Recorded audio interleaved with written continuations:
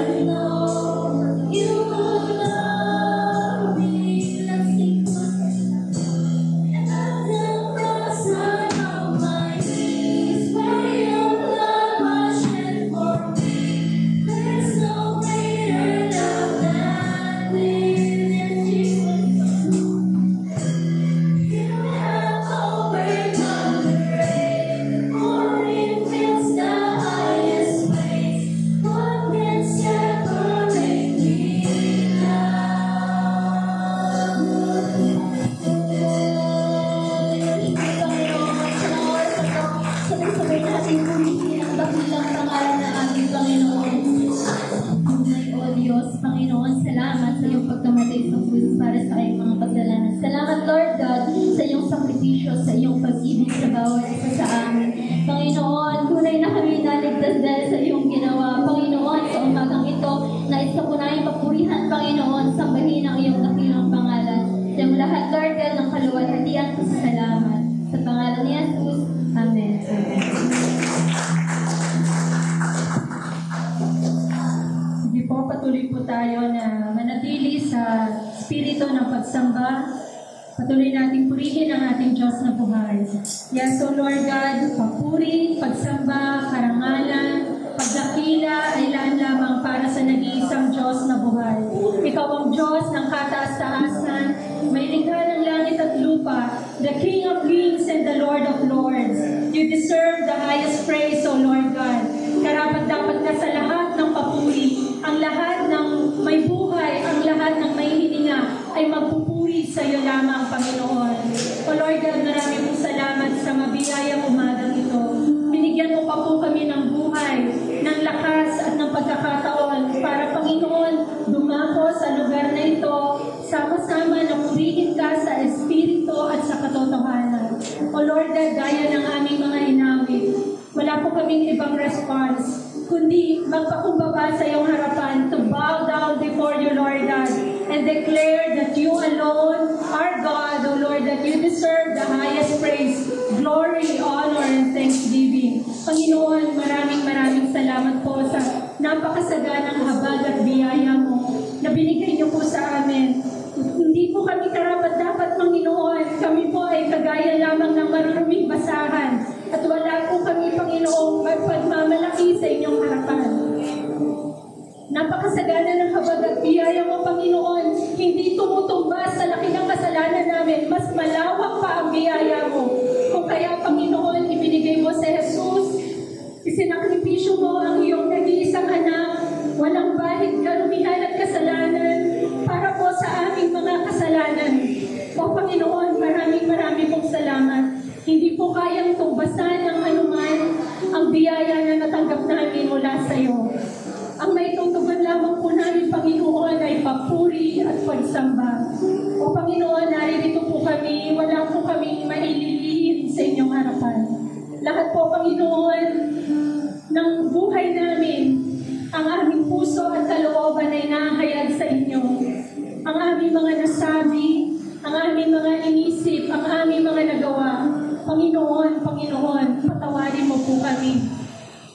Sa mga kasalanan na aming nagagawa, Panginoon, humihingi po kami ng paglilinis mula sa inyo. Hugasan niyo po kami ng iyong masaganang dugo. Tulungan mo po kami, Panginoon, na mamuhay sa katwiran. Yaman, Panginoon, na tinanggap na namin ang masaganang biyaya mo. Tulungan mo po kami na mamuhay ayon sa biyaya mo. Lord God, na hindi po namin binabaliwala yung sakripisyo na ginawa mo doon sa krus ng Kalbaryo. Tulungan mo po kami na mamuhay sa kabanalan at katwiran. O Lord God, marami pong salamat sa buhay ng bawat isa, sa mga kapatiran na naririto, Panginoon. O Lord God, patuloy naming welcome ang iyong Holy Spirit na mag-minister po sa aming kalagitnaan. We thank you, Lord God, for your words this morning sa pamamagitan ng mga awitin. O Lord God, nangusap ka na sa amin sa pamamagitan ng mga awit na ito. At dalangin namin maging sa pakikinig namin ng iyong mga salita. Bigyan mo kami ng puso, Panginoon, na handang magpatubid sa inyo. Handang magpabago, Panginoon.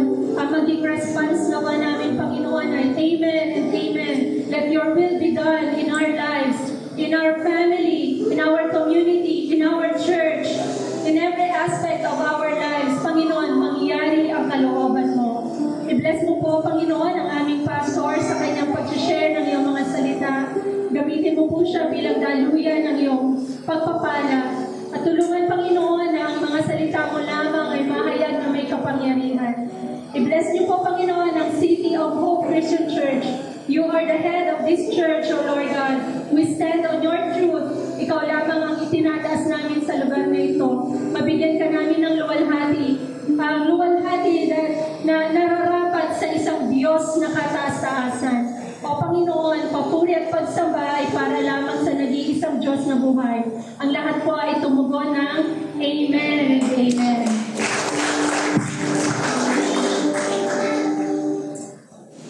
Good morning sa ating lahat at magkakaral ng salita ng Diyos ngayon. Ating pag-aaralan ay ito ang topic natin, the fruit of the Spirit. Sabay-sabay nga po, the fruit of the Spirit. Alam niyo po, sa Lumang Tipan, pag sinabing tahanan ng Diyos, ang tinutukoy doon templo. Sabi natin sabay-sabay, templo. Kaya hanggang ngayon, kahit giba na siya, pag pupunta tayo ng Jerusalem at pupuntahan natin yung templo, hindi na natin makikita. Isang pader na lang ang naiwan. Kaya hanggang ngayon, yung mga Hudyo, pupunta ron, lalapit dun sa pader, magsusuksok ng prayer request, susuksok na yung prayer request, at doon magpe-pray sa pader. Kasi isip nila, nandoon ang Diyos. Pagdating sa panahon ng Panginoong Jesucristo, sabi ni Jesus, hindi na sa Jerusalem, hindi na sa bundok na sinasambahan ng mga Samaritano. Ang Diyos ay pwede nang sambahin, kahit ang dato, kahit kailan, basta ang pagsamba mo ay sa Espiritu at katotohanan. Can you say amen to that? Yun na. Dahil ang Diyos ay hindi na tumatahan sa isang physical na lugar. Hindi na yun ang tahanan ng Diyos. Ang tahanan ng Diyos ay ang bagong templo. Sabi natin, bagong templo. Bagong templo. Tanongin mo yung katabi mo, saan kaya yun? Ulitin mo, saan kaya yun? Alam niyo po mga kapatid, pakinggan niyo ako. Pakinggan niyo ako. Mula nung sumampalataya kayo kay Jesus, mula nung itiniwala niyo yung buhay niyo kay Jesus, mula nung sinabi niyo, Panginoon, ikaw na po ang masusunod sa buhay ko. Hindi na ang aking sarili. Hindi na ang aking sariling kagustuhan. Ikaw na ang masusunod sa akin sapagkat ikaw na ang Panginoon, ikaw na ang aking hari, ikaw na ang aking tagapagligtas. Mula nung pagkakataong na sinabi mo yun, ang banal na Espiritu ay tumahan na sa iyo. Amen? You have the Holy Spirit. Hindi na sa templo, sa bagong templo na. At walang iba kundi ang church. Diba? Ang sabi ni Jesus, 2 o 3 nagkakatipon alang-alang sa kanyang pangalan, naroon siya. Kaya, sa panahon ng pagsubok, sino ba nilalapitan natin? Sa panahon ng problema, paano ba natin ito nire-resolve? Sa pamagitan ng sariling diskarte. Sabi yung diskarte lang yan. Ang mga tao ganun diskartehan mo lang yan. Matatapos din yung problema na yan.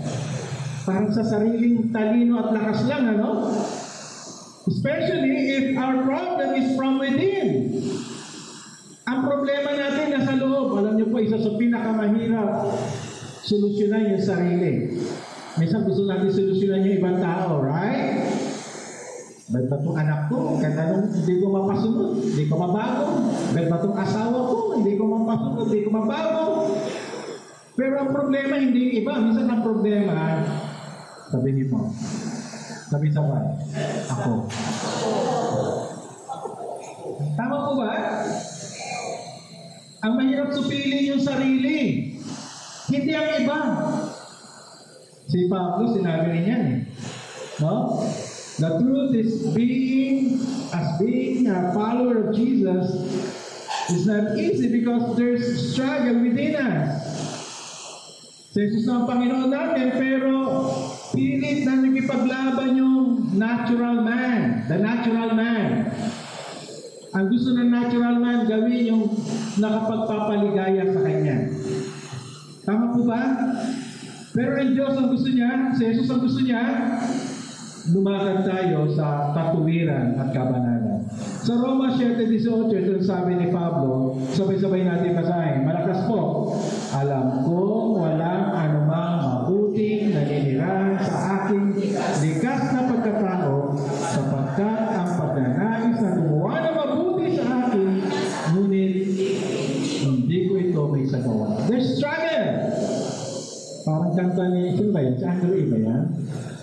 pong bumait pero di ko magawa. Nasa Diyos ang tao ang gawa. Parang ganun ano. Gusto mo bumait, di mo magawa. Kasi ang tao likas na gusto maging salbahe. Kahit si pastor, kahit sino man, ang tao ang gusto lagi mabuhay ang natural man. Likas na pagkatao, sabi ni Pablo. Likas na, balik natin na si Pedro. Likas na pagkatao. Itong likas na pagkatao na ito, tingnan natin. Itong likas na pagkatao na ito, ang gusto niya, sumuway. Sumuway sa Diyos. No? Mahirap supilin ang sarili.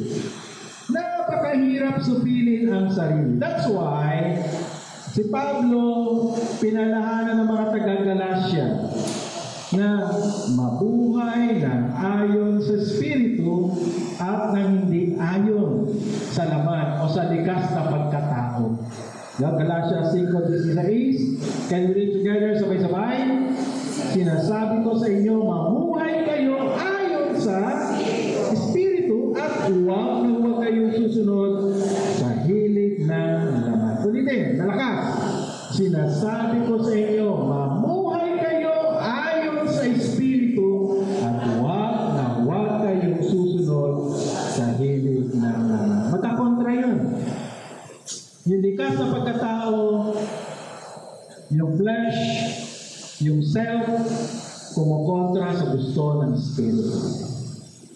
Kaya sabi ni Pablo, mamuhay kayo sa Espiritu para mapagtagumpayan yung hilig ng laman. Sa English ito sabi, so I say, walk by the Spirit and you will not gratify the desires of the flesh. Paano natin maiiwasan ang gratification and desires of the flesh? Walk by the Spirit. Sabi natin, walk by the Spirit. Sabay-sabay, walk by the Spirit. Walk by the Spirit. Ayan ang susi. Pagmulat pa lang ng mata mo sa umaga. Pagmulat pa lang ng mata mo sa umaga. Yun agad ang prayer mo. Holy Spirit, control me. Can you say amen to that? Pag hindi, magwawala ang sarili. Pag hindi yung likas natin pagkatao ang siyang masusunod.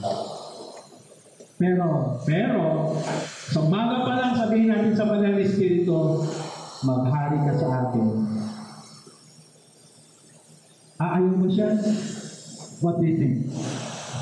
Ano sabihin ng Banal na Espiritu? Ay, ayaw ko? Hindi. Gustong-gusto kanyang pagharian niya. And that's the good news. You say amen to that? Gustong-gusto niya yun. And to walk by the Spirit is to have the fruit of the Spirit. Ang paglakad sa Espiritu ay pamumunga, no? Magkakaroon ng bunga ng Espiritu. O ang tawag dyan, to experience the supernatural work of the Spirit in our life. Siya ay supernatural, hindi likas. Kanina pinag-usapan natin yung likas. Ano yung likas? What is natural? Naturally, we are sinners. Walang sino man makapagmamalaki sa sino man. Hello? Pastor, hindi pwede makipagmalaki sa inyo. Pag sino man makipagmalaki sa iba. We are all sinners. Likas yun. That's natural. And it's supernatural work of the Holy Spirit. Yung makalakad ka sa katuliran. Amen po ba? Yung gawin mo yung tama, yung piliin mo yung tama. That's the supernatural work of the Holy Spirit sa buhay natin. Now, the question, anong ibig sabihin ng fruit of the Spirit? What does the expression of Paul, the fruit of the Spirit, mean? And is it possible for every believer to experience it? Posible ba na bawat mananampalataya ay magkaroon ng bunga ng Espiritu? Hello? Pwede. Posible. posible na magkaroon ka ng bunga ng Espiritu. Ngayon, basahin natin itong mga talata sa Galatia 5, 22 at mga sumusunod. Nakasan natin ha? 1, 2, ready, begin. Subalit ang bunga ng Espiritu ay pag-ibig, kagalakan, kapayapaan, pagtataga, kagandahan loob, kabutihan, katapatan, kaabuan, at pagpipigil sa sarili. Walang batas laban sa mga ito. Ipinako na, sabay-sabay, ipinako na sa krus ng mga ipag-isa kay Kristo Jesus ang kanilang makalamang pagkatao, kasama ang masasamang pagnanasa at mga kahalayan nito. Diyamang binigyan na tayo ng Espiritu ng bagong buhay. Lumakad tayo ayon sa kanyang patnubay. Huwag na tayong maging palalo.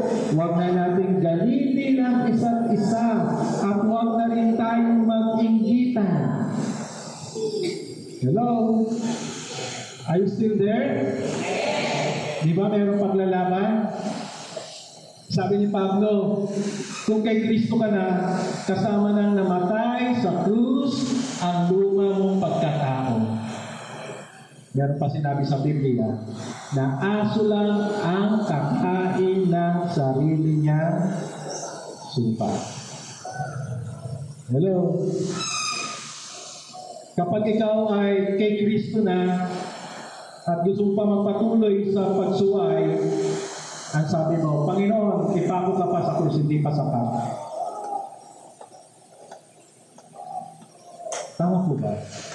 Pero, kapag sinabi mo, namatay na ako kasama ni Jesus, doon sa krus, mabubuhay din akong kasama niya sa isang binagong buhay.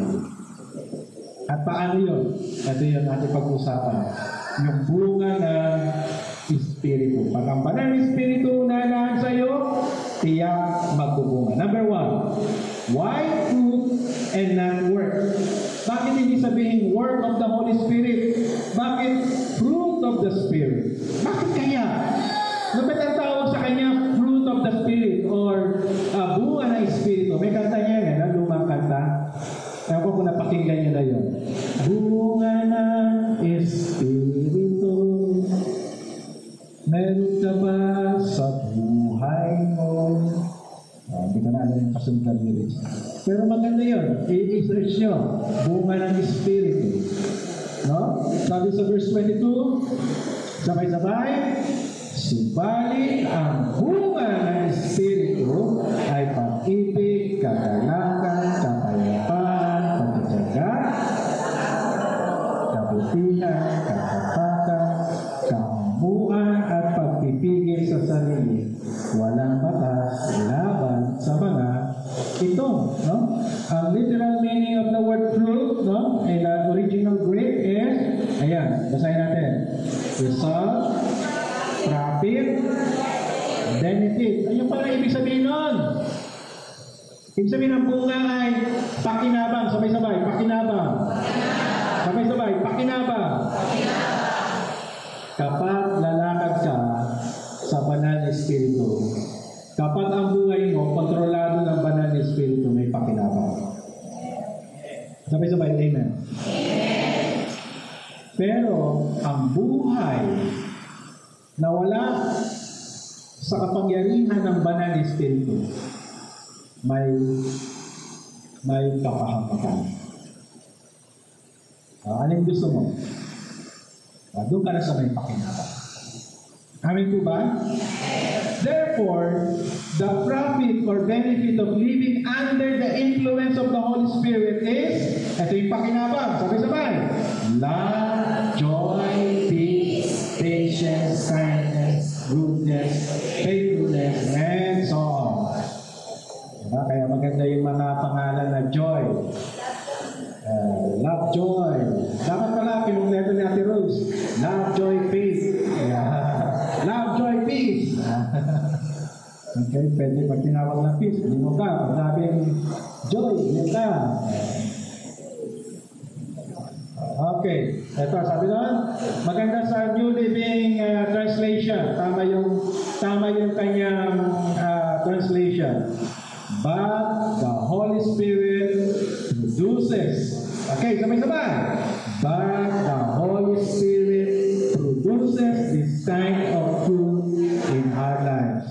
Love, joy, peace, patience, kindness, goodness, faithfulness, gentleness, self-control. There is no law against these things. So, hindi niya ginamit yung ibang word na kundi produces. Ang banal na Espiritu ay nagpuproduce sa iyo na ganitong pakinabang. At binanggit niya isa-isa. O basahin sabay-sabay, itong Tagalog. Let's read together. Sigurado may magandang resulta o mabuting pakinabang ang buhay sa ilalim ng pangunguna ng Espiritu. Sabay-sabay ulit. Sigurado may magandang resulta o mabuting pakinabang ang buhay sa ilalim ng pangunguna ng Espiritu. Sabi mo sa kapatid mo, saan ka pa? Di mo ba? Alam niyo tayo, nagpapahirap ng buhay natin eh. Mga mananampalataya. Hello? Alam natin na ang buhay sa ilalim ng kapangyarihan ng banal na Espiritu may pakinabang. Pero hindi natin pinipili. Yan sinong naghihirap? Sino nahihirapan? Tayo din. Pero pag pinili natin mamuhay sa ilalim ng kapangyarihan ng banal na Espiritu, may pakinabang. Ano yung mga pakinabang na yun? Letter A, inside benefits. Ano yun? Sabay-sabay. Love in our hearts, joy for our souls, peace of mind. And say amen to that? Amen. Kapag ang buhay mo na sa ilalim ng kapangyarihan ng banal na Espiritu, laging may kagalakan sa iyong puso. Mababawasan ang wrinkles. Hello? Mababawasan ang pagbisita sa spa. Makakatipid. Love in our hearts. Joy for our souls. Peace of mind. Bawas ang pagbili ng stress out. Bawas. Bakit? Because you have peace of mind. May pakinabang ba? Ang buhay sa ilalim ng banal na Espiritu? Meron. Letter D. Sabay-sabay. Outside benefits. Patience, kindness. Sino nakikinabang? Nakikinabang din ang iba. Yung galit na galit ka na, pero pinipigilan mo pa rin. Lord, oh Holy Spirit, thank you. No? Kasabihin mo dun sa asawa mo, no? Tinukulit ka, no? Galit na galit ka sa asawa mo. Mapalad ka, may Holy Spirit. Kasi may patience ka rin. Yung likas na pagkatao, pag galit, talagang sasabihin, kahit ano sabihin eh, di ba? Lahat ng masasakit na salita, sasabihin, di ba? Pigsa ka. Kunin mo. Pag kontrolado ka ng banal na Espiritu, pinoprotektahan mo rin yung ibang tao. Kaya alam mo, tama yung sasabihin mo sa kanya, pero makakasakit sa kanya, iiwasan mo pa rin. Hello? Pero likas na pagkatao, wala. Laban kung laban. Diba? Diba? Mapalad tayo, nasa church tayo eh. No? Yung mga tao, kontrolado ng banal na Espiritu eh. Kahit may pagkukulang, sisinghalan ka ba? Sisigawan ka ba? Hindi. Diba? Kahit pa kay Pastor Jay, Pastor Jay, galit ako sa iyo. Kasi mali ginawa mo eh. Di ba? Hindi siya yung sisigawan. Ano ka ba? Because you have the Holy Spirit in you. You are controlled by the Holy Spirit. Letter C, sabay-sabay. Benefits of personal character. Faithfulness, gentleness, self-control. Kapag kontrolado ka ng banal na Espiritu, matapat ka. Right? Pag ako manloloko kay Joy, sigurado hindi na Espiritu na po-control sa akin. But because the Holy Spirit is controlling my life, I will remain faithful to my wife. You understand that? Faithfulness, gentleness. Okay? Kahit hindi man perfectong mag-asawa kami. Pero kung meron man ako ayaw sa kanya, gentle pa rin ako sa kanya. You understand that? Diba? Yung sasandukan mo pa rin siya ng kanin eh. Paghahainan mo pa rin eh. Ipapuhugas mo pa rin ang plato eh, ng pinggan. Ipaglalaba mo pa rin. Oo naman. Diba? Because you are controlled by the Holy Spirit. Meron kang self-control. May pakinabang po ba? Kapit mo din kapatid mo. Napakaraming pakinabang. Saan ka pa? Diba? Ba't hindi mo piliin makontrol ng banal na Espiritu? Number 2, why fruit and not fruits? Napansin nyo ba? Singular? Ang dami-dami pero singular? Ay, mamatatalin nyo dito sa English. Taas ang kamay, mga young people, mga matalino sa English. Sabi ni Joy, math na lang, Pastor. Sige, math na lang. What is the square root of... fruit of the Spirit, tapos binanggit ang dami-dami. Bakit hindi fruits? Galatians 5:22, sabay-sabay. Subalit ang bunga niya, hanggang doon lang muna. Bakit hindi sabihin, subalit ang mga bunga? Kasi ang dami, pag-ibig, kagalakan, kapayapaan, pagtsatsaga, kagandahan loob, kabutihan, katapakan. Bakit bunga lang? Kaamuan, pagpipigil sa sarili, walang batas laban sa mga ito. Bakit hindi mga bunga ng banal na Espiritu sa ating buhay? Yung ginamit ni Pablo na Greek dito is karpos. Sabihin na natin karpos. Ibig na singular lang yan. Pero sa Greek, kapag sinabing karpoi, plural. Pero ginamit ni Pablo talaga, singular. Ito yung mga explanation. Isa-isayin natin. Sabi ng isa na explain, it is like a diamond with many facets. Para daw siyang diamond na maraming mga sides. Pero isang diamond lang. Parang tama rin. May punto. May punto siya. May tama siya. No? Pangalawa, sabi ni Thomas Aquinas, it means generically one. Halimbawa yung tempra. Ano ang generic name ng tempra? Paracetamol. Pero meron pang ibang pangalan yung tempra, diba? Ano pa? Biogensin. Ano pa? Diatabs. Iba na pala yun. So pagtatain na pala yun. May generic name, right? Yun ang pangalan niya, pero iba-iba. May punto rin si Thomas Aquinas. Sabi naman ng iba, ng mga commentaries, sabi niya, the only fruit is love. Ang natukoy lang doon na fruit is yung love. Dahil yung love, magbubunga siya ng joy, ng peace, parang gano'n. Ganun daw yun, sabi nila. Pero, the word fruit here is a collective noun. Ang ibig mo sabihin, Pastor? Collective noun refers to a group of different individuals. Singular lang, pero composed of different individuals. Halimbawa, isang halimbawa, Jumong's Band. Pwede, no? Pwede. Ha? Alitin ko. Jumong's Band. Pwede. Tapos akyat siya. Let's call Jumong's Band. Akyat siya. Punta rito. Nag-iisa siya. Walang kasama.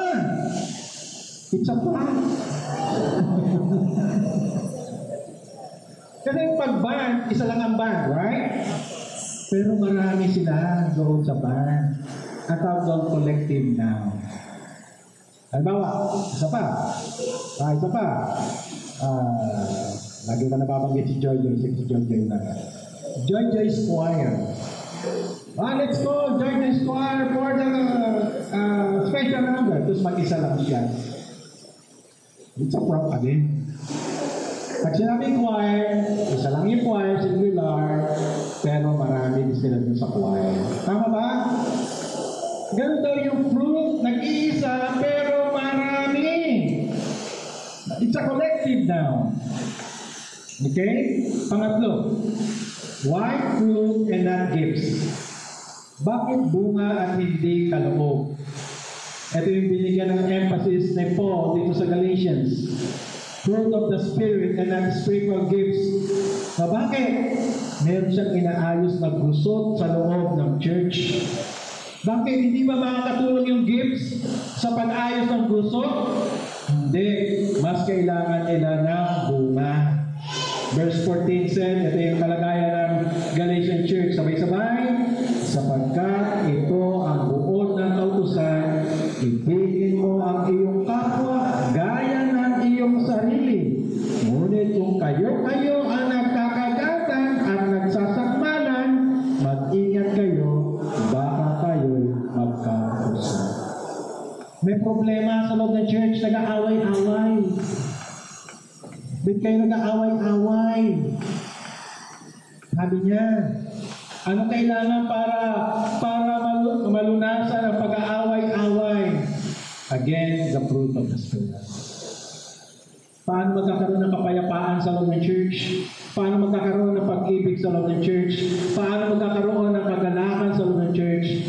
Need the fruit of the Spirit. You say amen to that? Pero parehas siya kailangan.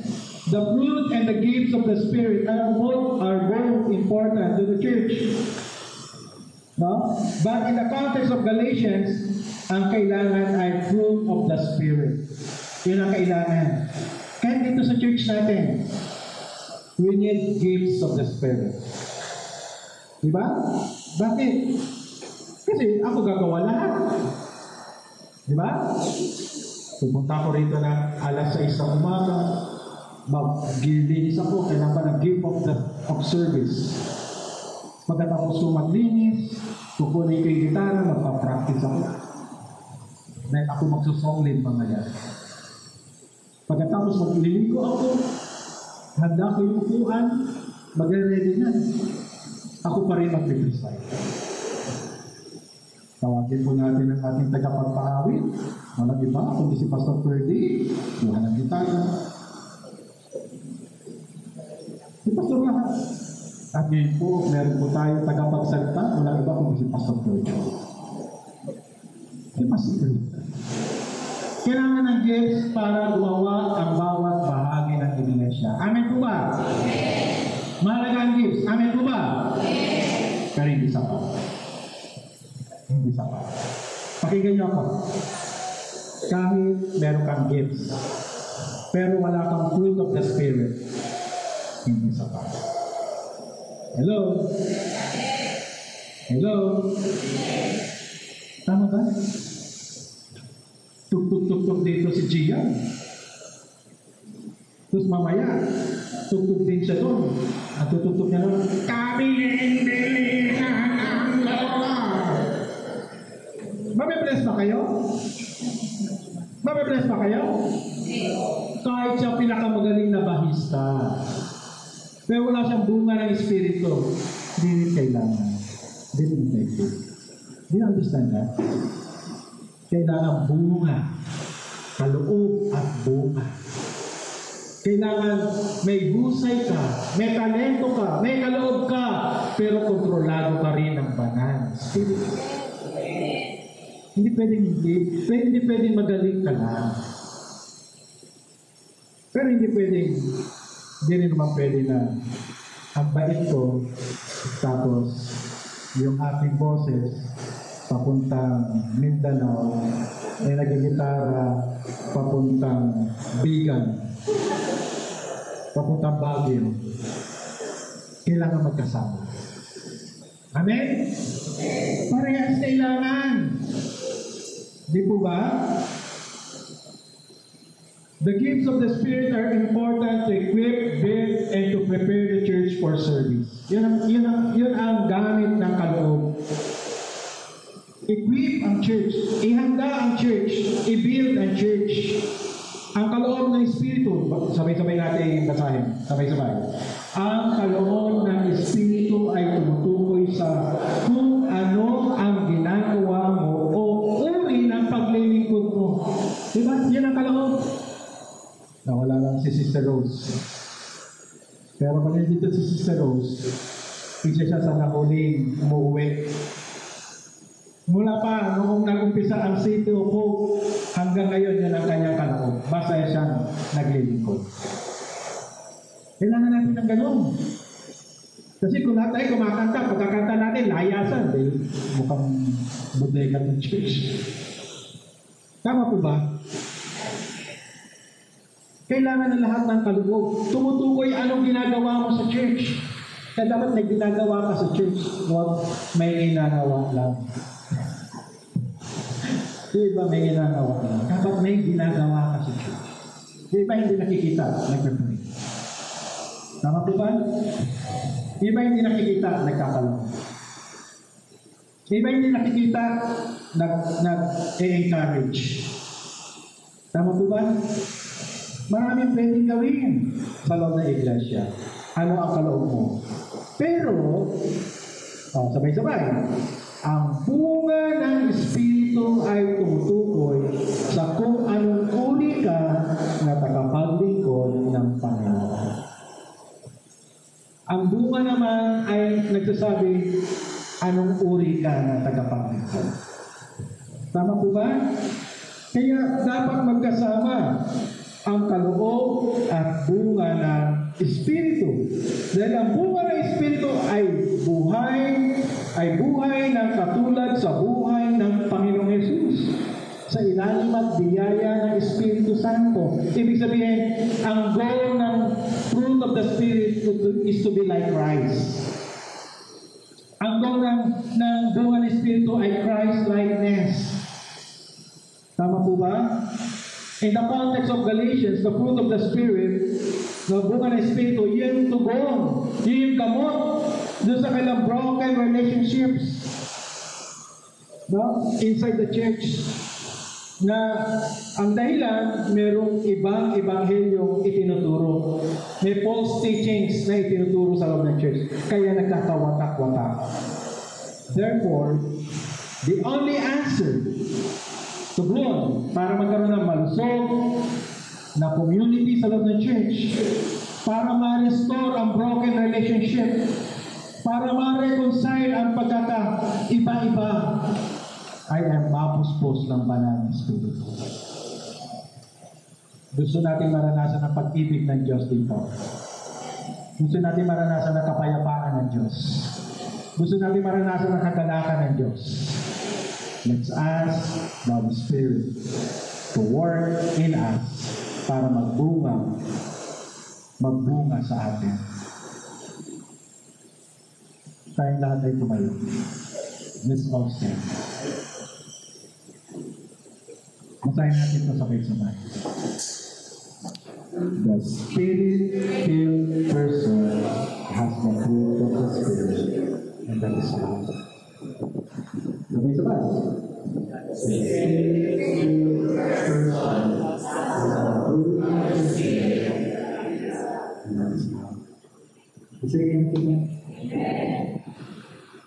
Ang sino nga nagsasabi, ako ay puspos ng banal na Spirit. Madali siya makita. Puno siya ng pag-ibig. Hawakan natin katabi natin. Kasama natin ito. Sabi mo, that's my desire. That's my desire. To ask to be filled by the Holy Spirit. Amen?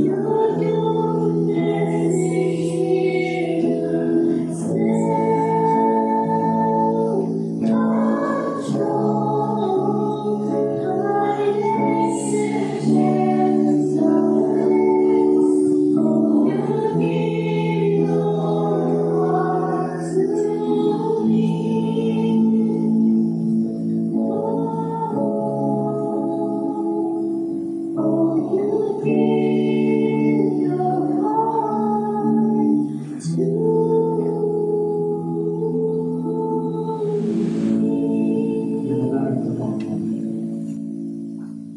nga po, O Diyos, na amin kami ay mahina. Ang tigas namin pagkatao, ang nais ay sumuhay. Salamat po, Panginoon. Dahil mula kami sumapalataya, ang Espiritu ni Cristo na ang nalalaman sa amin. At dahil doon, meron kami lakas. Dahil doon, may bunga na kailangan natin to overcome the flesh. Salamat po. Tulungan po kami na sa bawat araw, lumapat kami sa ilalim ng kapangyarihan ng Panginoon. Papalayan natin sa amin na dito, Panginoon, makapustusin ng iyong kapangyarihan. Makapustusin ang paraan sa iyo.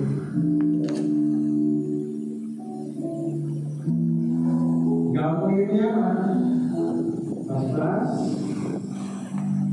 at papalas sa pasasaan gawa. Bigyan ang puso namin ng kagalakan, ng pag-ibig, ng kapayapaan. Sa pagkita ng Banal na Espiritu na nalalasahan, ipagkaloob natin ang pagpapalang kailangan namin.